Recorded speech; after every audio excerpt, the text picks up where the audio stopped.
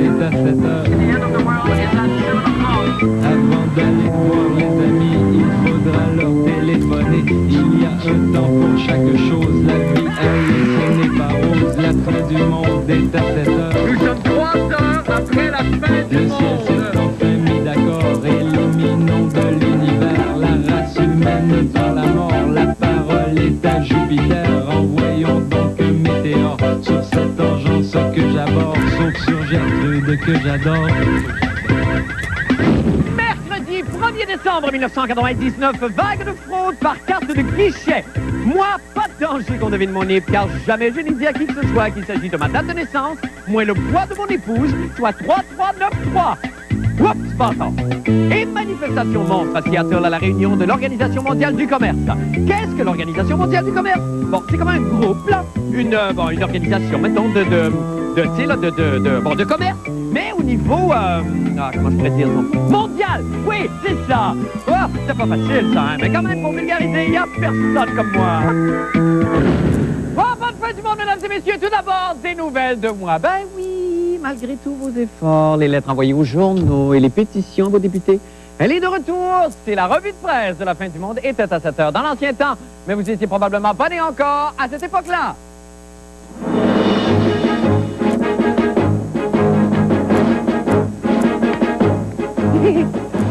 Vendredi, la chaîne spécialisée Discovery présentera des images et du son en direct de Mars.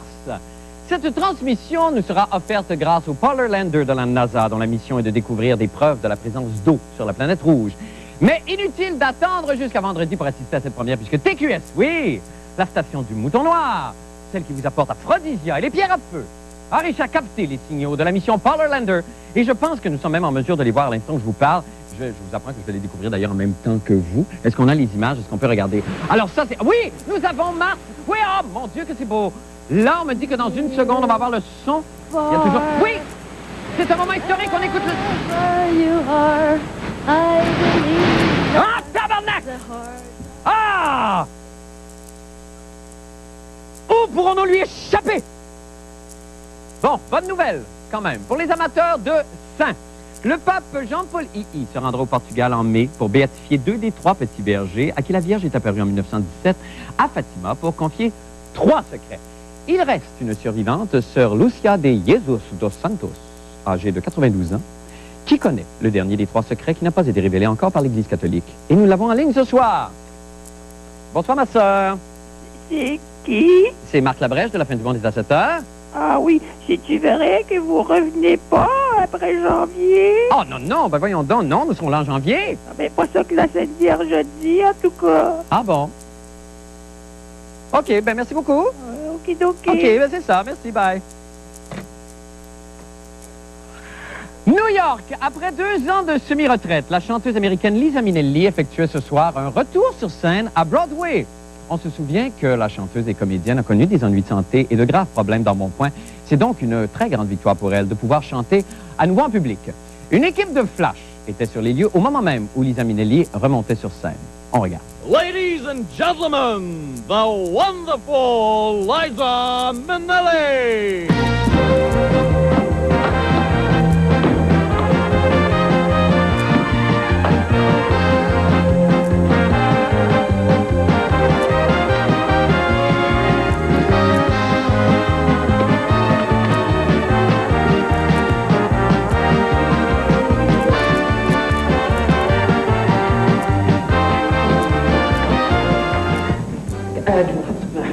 Some help, please.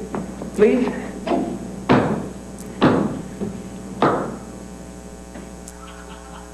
Bonne chance, Lisa, et bon courage au théâtre aussi. Eh bien, les nouvelles sont plutôt bonnes pour le comédien Jean-Paul Belmondo, qui, on a appris aujourd'hui, a été victime de malaise cardiaque sur scène hier, alors qu'il jouait le rôle principal dans une pièce intitulée Frédéric ou le boulevard du crime.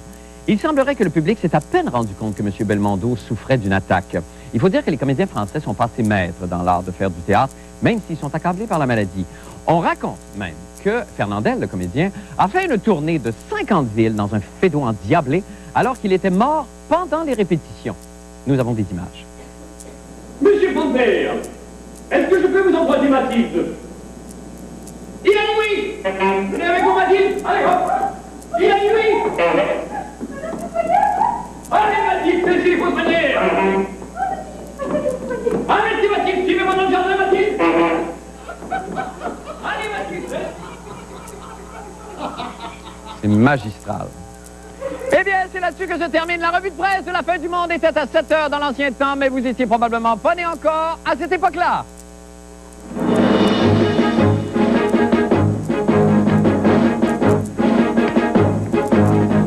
Maintenant, pour les nouvelles de la fin du monde, eh bien, ces jours-ci, il semble que pas une journée ne se passe sans qu'une autre fraude de cartes de guichet automatique ne soit dénoncée. Les malfaiteurs déploient des trésors d'imagination afin de voler le NIP des usagers, et ce qui est très triste, c'est qu'il y a beaucoup de personnes âgées qui se font arnaquer. Vous voulez des preuves? Appelons Sœur Lucia.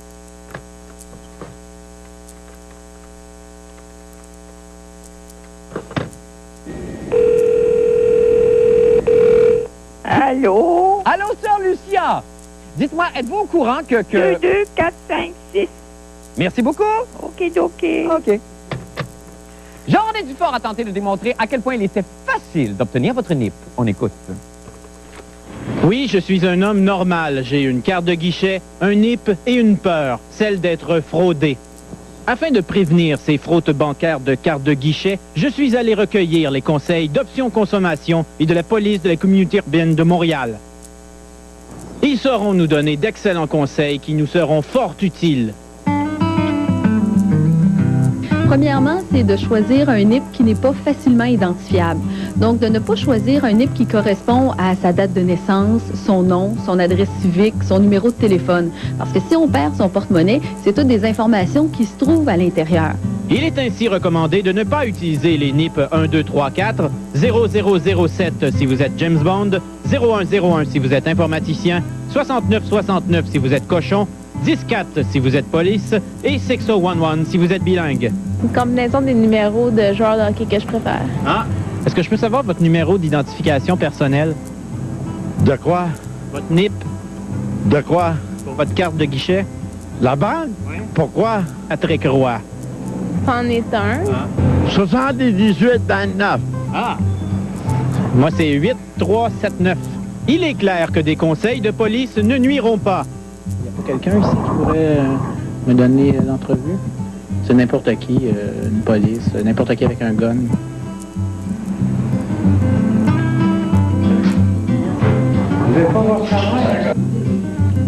Bonjour, Monsieur Lefrançois, Jean-René Dufort, La fin du monde. Vous voulez pas me parler? Comment ça? Comment ça, vous avez rien à me dire? Il a raccroché. Il a raccroché. Malheureusement pour nous, la soi-disant police de quartier ne veut pas donner de précieux conseils aux citoyens de la fin du monde. Je décide donc d'amadouer le service de communication de la police avec une douzaine de munchkins. J'ai un beau cadeau pour M. Alain Lefrançois. Elle m'a juré qu'elle était pour aller lui porter. Ah, OK. C'est refusé. C'est refusé? Oui. Comment ça? J'ai rien dit, c'est refusé.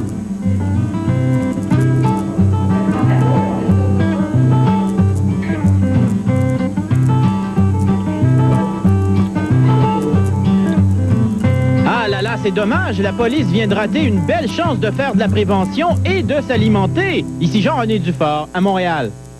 Et que ça va l'air tentant. Nous allons rejoindre Jean-René Dufort qui nous attend à l'extérieur. Jean-René, bonsoir. Ça a mal été, Marc, aujourd'hui. Ah, ben il y a des journées comme ça, mais quand même, vous avez quand même exposé le problème. Oui, et tu sais, la police, les communications de la police veulent quand même savoir une chose. Ils m'ont chargé de te demander comment tu fais ça, les jumelles Labrèche. Ah, c'est fou! Oui. Mais tu sais, il y a le problème, il y a deux types de problèmes pour les cartes de guichet, les NIP. Il y a évidemment les fraudes organisées où on peut pas faire grand-chose, mais il y a le petit côté fraude de ton voisin qui regarde ton NIP pendant que tu es au guichet ou tu es avec la calculatrice au centre d'achat. Oui. Et ça, c'est très difficile de cacher comme il faut son NIP. On s'est promené aujourd'hui et c'est assez facile de trouver le NIP de son voisin. Là, tu as juste à regarder, puis Tu fais comme quand tu étais à l'école, tu regardes sur la Ben copie oui, du mais voisin. là, Jean-René, est-ce que c'est vraiment le cercle médiatique qui grossit cette affaire-là ou est-ce que vraiment il y a de plus en plus de fraudes qui se font par guichet automatique? Il y a plus en plus de fraudes qui se fait par guichet automatique et il y a parallèlement beaucoup plus de transactions qui se fait par guichet automatique ou par Interac. Ça augmente sans cesse. Est-ce que tout le monde est remboursé? Est-ce qu'il y a un code de procédure de remboursement? Mais je pense que ça dépend, c'est individuel d'une banque à l'autre, c'est ça? Il faut que ton code, ton NIP, ne soit pas facilement identifiable. Ça veut dire qu'il faut que l'information de ton NIP ne se trouve pas dans ton portefeuille. D'accord. Si la banque estime que ton NIP n'est pas facilement identifiable, elle va te rembourser. Autrement, ben, il y a peu de chances qu'on soit remboursé. Exactement. C'est ta date de fête, oublie ça. OK, ben on va suivre le précieux conseil. Merci infiniment, Jean-René. De rien, Marc. Alors, nous allons faire une petite pause et nous revenons avec d'autres nouvelles. Restez avec nous.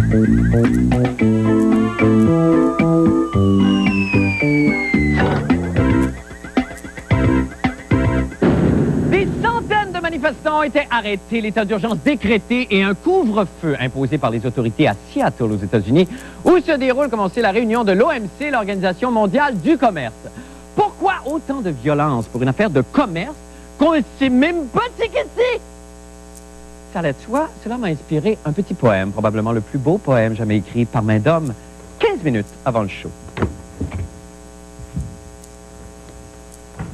OMC. Omke.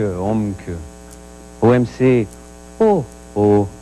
Oval, ordure, Otari, hôpital. Je sais que c'est un H, mais c'est pas grave. OMC, M. Meurtre, misère, malaise. Mouskouri. Nana.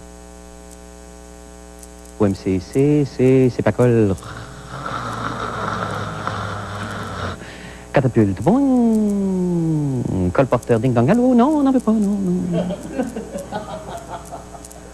OMC, c'est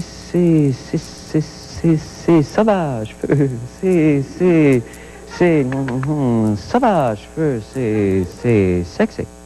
C'est sauvage. Tcha. Merci. Patrick Masbourian a tenté de nous expliquer ce qu'était l'OMC. On écoute. L'article 17 du GATT de 1994 est le principal article traitant des entreprises commerciales d'État et de leurs activités. Il prévoit que ces entreprises se conformeront dans leurs achats ou leurs ventes se traduisant par des importations ou des exportations aux principes généraux de non-discrimination et qu'elles s'inspireront uniquement des considérations d'ordre commercial lorsqu'elles prendront des décisions en matière d'importation ou d'exportation. Accord général sur le commerce des services. Conception et principes sous-jacents de l'AGCS.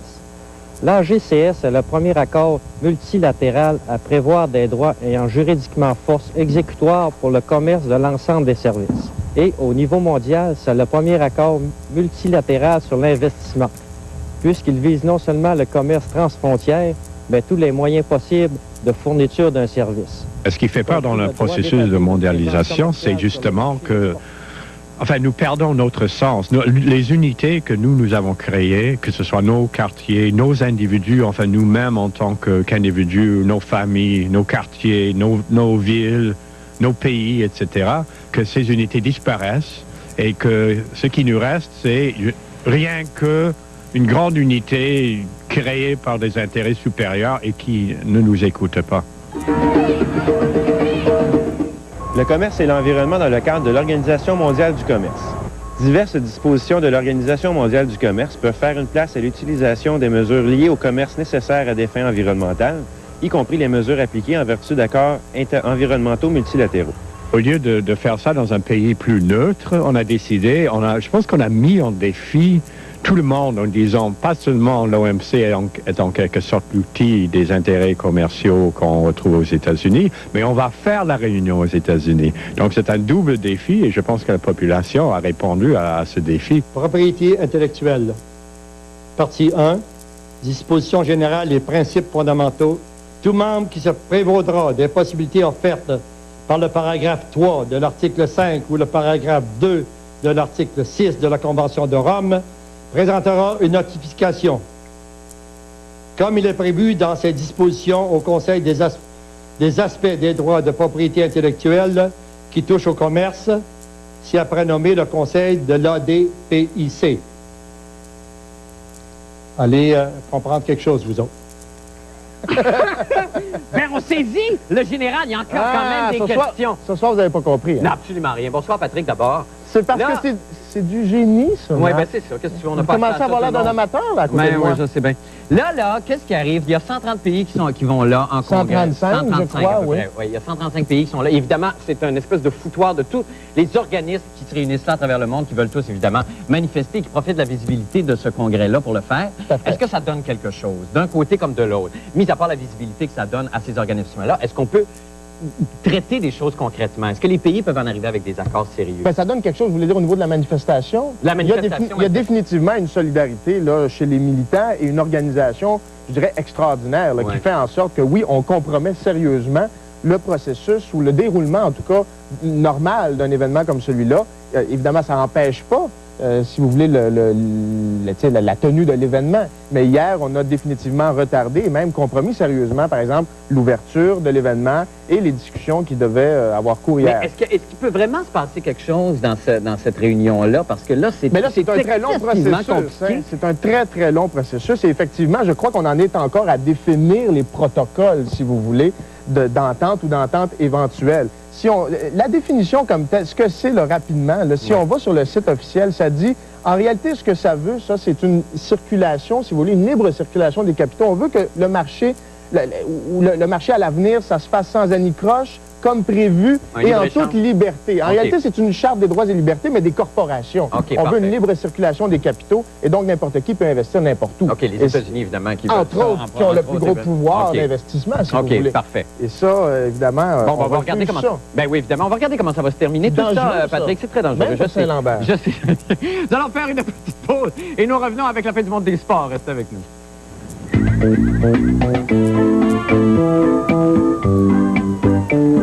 Avez-vous vu le POC de l'an 2000? Il est là! Il est là!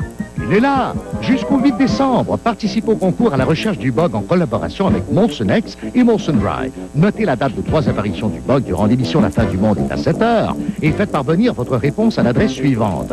Vous pourriez gagner l'une des 10 paires de billets VIP pour notre spécial La fin du monde est le 31 décembre au théâtre Corona, où notre gros lot, un ordinateur portable d'une valeur de 5 000 $, bug non compris. C'est plus qu'un concours, c'est pas fantastique! C'est le moment maintenant de discuter sport avec Paul Aude. Paul, bonsoir. Bonsoir, Marc. Paul qui arbore ce soir, de façon très corporative, évidemment, la casquette officielle de la Guignolée Pierre Péladeau, évidemment. Oui, parce que je crois que c'est une superbe œuvre. Oui, tout à fait. Mais également parce que je suis un peu... Enfin, je vais être obligé de vous le dire directement, Marc, j'ai pas tellement... Vous savez comment j'apprécie votre talent et comment, hier soir, j'ai trouvé absolument extraordinaire les jumelles Labrèche. Mais j'ai relevé dans les jumelles Labrèche que l'une des jumelles Labrèche a dit que j'avais le cheveu pissou. Oui. Alors, c'est la raison pour laquelle je porte également une casquette ce soir. OK, je comprends là maintenant. Parce que vous savez comment je suis sensible, mes cheveux, on fait des remarques sur mes cheveux. J'essaie une nouvelle coiffure depuis quelques semaines. Mais c'est tout à votre honneur d'essayer. Bon. Et puis, vous avez également mentionné le fait que je n'avais pas parlé du cas Valérie Houle de Marchand. J'ai senti qu'il y avait une craque là-dedans parce que vous savez comment les sports olympiques me tiennent à cœur. Et de toute façon, on pourrait peut-être regarder un extrait de la chronique. J'en ai des preuves.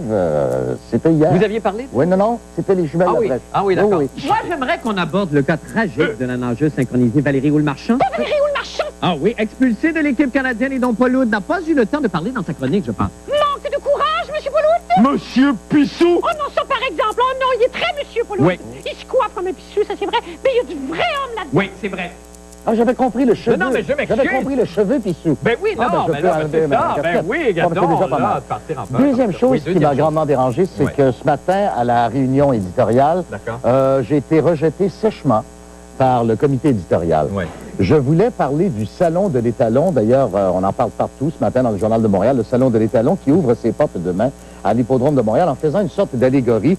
Et en même temps, je voulais faire un clin d'œil à notre productrice, Dominique Chaloux, qui adore les chevaux et qui possède une écurie de pur sang, comme vous le savez. Et un cheval. Oui, un cheval, si ce n'était qu'un cheval. Non, c'est vrai. Et je voulais faire une intervention en faisant un gag dans le Fin du Monde en disant, je voulais faire ça en direct d'un salon ordinaire avec un superbe mâle en boxeur qui m'aurait fait visiter son salon et j'aurais appelé ça le Salon de l'Étalon. De l'Étalon, c'est très drôle.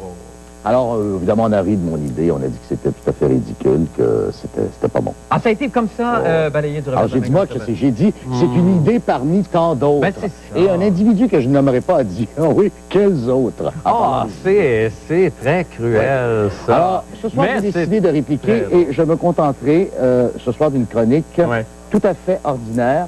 D'ailleurs, vous ne retrouverez pas ce soir, chers téléspectateurs et chères téléspectatrices, la qualité à laquelle je vous ai habitué dans l'écriture. Ben écoutez, Paul, c'est un choix Sans provoquer d'instant, je ne vais donner que les grands titres ce soir. Alors, au baseball, les Dodgers de Los Angeles ont falsifié le certificat de naissance d'un joueur dominicain. Au football, Desmond Howard a été libéré par les Packers de Green Bay. Au hockey, les Sharks de San Jose récompensent leur directeur général. Soccer football, le Brésilien Ronaldo sera opéré au genou droit. Ah, au genou? N'essayez pas, je vous aurai pas plus de détails. En volleyball, le Canada bat la Tunisie et en waterpolo, l'équipe canadienne féminine jouait ce soir contre l'Australie. Qui a gagné? En ouverture de la Coupe du Monde à la piscine Claude Robillard. Je boycotte, vous ne le saurez pas. Et de toute façon, c'est terminé. Moi, Paul, vous quittez comme ça? Je quitte, oui. Parce que je trouvais que l'idée était très bonne. Le salon de l'étalon, on aurait mis un mec en boxeur. Oh non, non, non. C'est pas grave. Vous partez. Paul! On va aller en vacances ensemble! Paul! On va regarder le restant des Léonides, Paul! Jetez un coup d'œil au temps qu'il fera avec notre météorologue amateur de la semaine, le bûcheron François Beauchamp. Monsieur Beauchamp, bonsoir! Bonsoir! Monsieur Beauchamp, on n'a que 30 secondes à peine et pour avoir une météo et aussi pour que vous nous expliquiez un peu c'est quoi le menu d'une journée d'un homme qui travaille comme vous? Ben, le matin, on mange des œufs. Le midi, on mange des bines. Puis le soir, pour souper, là, on boit de la vieille des fois, puis on mange des patates, puis du ballonné, puis du petit lard. Ben, écoute donc, c'est un régime équilibré. Alors, quel temps il va faire ce soir et demain? Il va faire ensoleillé, puis il va faire un maximum de -1, un minimum de -8. Ben, merci beaucoup, M. Beauchamp. Gérez bien. Merci. OK. Au revoir tout le monde. À demain. Surveillez la chronique de la fin du monde dans le cahier Week-end du Journal de Montréal et du Journal de